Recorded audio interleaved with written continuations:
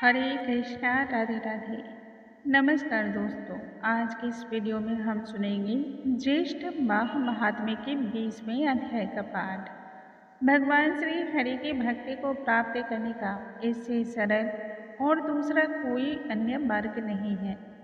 भगवान स्वयं ही कहते हैं, जिन मनुष्यों ने भी पूरे जीवन काल में जप तप पूजा पाठ तथा दान पुण्य किया हो, उससे जो पुण्य की वृद्धि होती है वह सभी महात्म्य के श्रवण से भी प्राप्त होती है।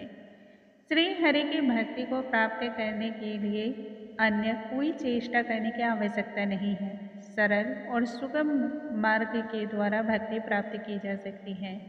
भक्ति की इसी श्रृंखला को और आगे बढ़ाते हुए आज हम सुनते हैं 20वें अध्याय का पाठ। आइए श्री हरि के चरणों का ध्यान करके आज के इस महात्मा को हम आरंभ करते हैं।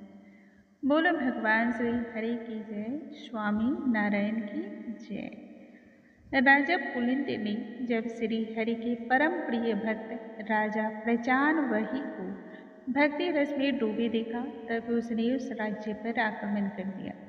भगवान विष्णु जानते थे आज निर्जला एकादशी है एवं मेरे प्रिय भक्त कोई भी ऐसा कार्य नहीं करेंगे जो अनुचित और अधर्मी हो।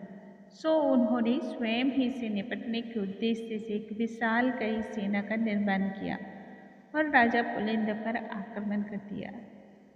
सभी को मृत्यु के गाल में समाता हुआ देख करके राजा पुलिंद भयभीत हो गया और प्राणों की रक्षा करने हेतु युद्ध भूमि से भाग खड़ा हुआ। नगरवासी जब एकादशी का व्रत करके दूसरे दिन प्रातःकाल उठते हैं तो नगर में सब कुछ व्यवस्थित था।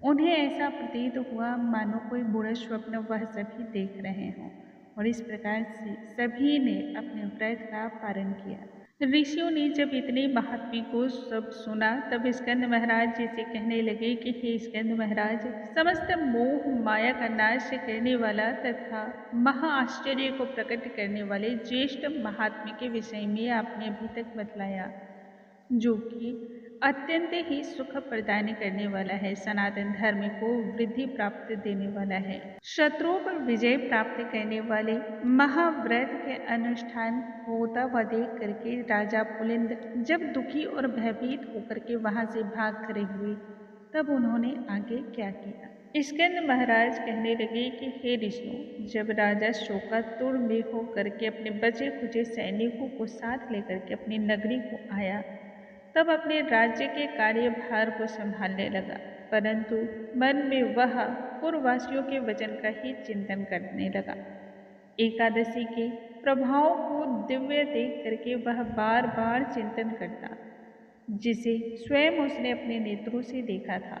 इसी प्रकार से चिंता में मग्न हुए राजा पुलिंद के बहुत समय व्यतीत हो गए। चिंता में मग्न रहने के कारण ही राजा का शरीर निरंतर सूखता चला गया और अब केवल राजा के शरीर की हड्डी और चर्म का एक अवशेष ही शेष रह गया था। उस समय राजा अत्यंत ही दुखी होकर के अपने पुत्र को संपूर्ण राज्य का कार्यभार प्रदान करके स्वयं ही अपनी स्त्री को साथ लेकर के वन की ओर चल पड़ा। वहां जाकर के राजा पुलिंद ने वानप्रस्थ आश्रम की दीक्षा को ग्रहण कर लिया, परंतु फिर भी राजा के मन में निरंतर एकादशी के संदर्भ में वे सभी बातें चलती रहती थी।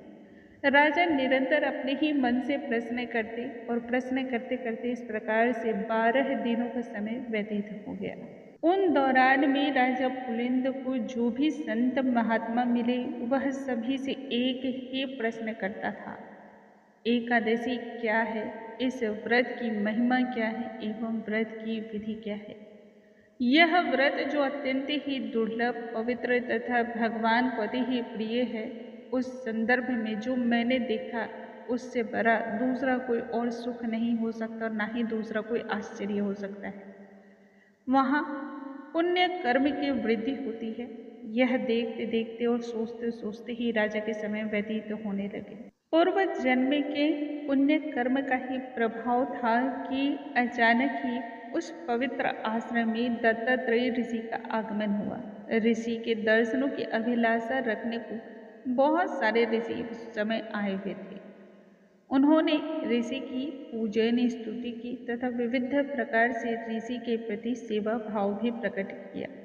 राजा पुलिंद उस समय भयभीत होकर के ऋषि को प्रणाम करके उनके पास जाकर बैठ गए तथा अपने मन के सभी प्रश्नों को उस प्रकार से रखते हुए वह अचानक ही धाराशायी हो गए, उसी प्रकार से जैसे कि बड़े बड़े चट्टान गिरते हैं। अचानक दत्तात्रेय जी जब राजा को इस प्रकार से गिरते हुए देखते हैं, विह्वल होते हुए देखते हैं, तो वह राजा को उठाते हुए कहते हैं कि हे राजन, उठो, तुम कौन हो एवं किस चिंता से ग्रस्त हो? यहाँ आने का कारण क्या है? तुम्हारे दुख का जो भी कारण है वह मुझसे कह सुनाओ। दत्तात्रेय जी के मुख से प्रेम भरे वचनों को सुन करके राजा पुलिंद को बहुत सुकून महसूस हुआ। तब राजा ने स्वयं दत्तात्रेय जी को संपूर्ण बातें कह सुनाई। राजा पुलिंद कहते हैं ऋषि से कि हे प्रभु, हे मुनिवर, मैं इस भूमंडल का एकमात्र विख्यात राजा पुलिंद हूँ। थोड़े ही समय में संपूर्ण भूमंडल पर मेरा ही अधिकार था, जो मैं गर्व और अभिमान में तब चूर था। उस समय मैं अपनी सेनाओं के सहित राजा प्रचानवरी की नगरी को गया। वहां जाकर के परम विष्णु भक्त राजा के नगर को पीड़ित करने पर कोई भी ग्रामवासी मेरे पास अचानक से आया और मुझसे प्रार्थना करने लगा कि आज निर्जला एकादशी का व्रत है, जो कि भगवान श्री हरि का परम प्रिय दिन है। आज और कल 2 दिन के लिए आप ऐसा कोई कार्य न करें, क्योंकि हमारे राजा और यहाँ के सभी वासी श्रीहरि की भक्ति में ही लीन हैं। उस ग्रामवासी की वार्ता को सुन करके मैं अभिमान में आकर क्रोधपूर्वक उसके वचनों का अपमान करता हुआ अनेक प्रकार से उसे प्रताड़ित करने लगा। उस समय मेरी मति भ्रष्ट हो चुकी थी। तत्पश्चात सूर्यास्त के हो जाने पर असंख्य विष्णु दूत अनेक रूपों में वहां आ पहुंचे और मुझसे तथा मेरे सैनिकों से युद्ध करने लगे। उन दूतों के समक्ष मेरी सारी सेना तुरंत ही छिन्न भिन्न हो गई। उस क्षण अपने प्राणों को बचाने के सिवा दूसरा कोई अन्य राह नहीं दिखाई दे रहा था, सो अपने प्राणों को हाथ में ले करके भाग खड़ा हुआ। उसी क्षण से मैंने राज्य, पुत्र, धन, इन सभी चीजों का त्याग कर दिया और तामसिक वृत्ति का आश्रय ले लिया है। आज आपके चरणों में पड़ा हूँ और आपके ही चरण कमलों का दर्शन करके कृत्य हो गया हूँ। अहो भाग्य है मेरे, जो किसी पुण्य के प्रभाव से ही आज आपके दर्शन हुए हैं। राजा आगे दत्तात्रेय जी से कहते हैं कि हे मुनिवर, यह एकादशी का व्रत क्या है एवं इसको करने का विधान क्या है? कृपया कर मुझे बतलाइए, क्योंकि मैंने सुना है शरणागत आए हुए सभी का उद्धार करते हैं संत और महात्मा, अन्यथा मैं तो एक पत्थर के समान हूँ और यहीं पर अपने प्राणों का त्याग कर दूंगा। राजा के मुख से ऐसे वचन को सुन करके संपूर्ण वृत्तांत को जानने वाले दत्तात्रेय जी राजा पुलिंद को दोनों हाथों से प्रेम पूर्वक उठाते हुए कहते हैं कि हे राजन, एकादशी की महिमा तो इतनी है जिसे मैं स्वयं भी कहने में असमर्थ हूँ, परंतु फिर भी तुम्हारे अंदर उठ रही जिज्ञासा को देखते हुए, तुम्हारे अंदर उठ रही तूफान को देखते हुए मैं तुम्हें मधुसूदन भगवान के एकादशी व्रत की विधान और महिमा को समझाता हूँ। बोलो भगवान श्री हरि की जय, स्वामी नारायण की जय। दोस्तों, आज के इस वीडियो में हमने सुना है 20वें अध्याय का पाठ। कल के वीडियो में पुनः मिलते हैं, तब तक के लिए नमस्कार।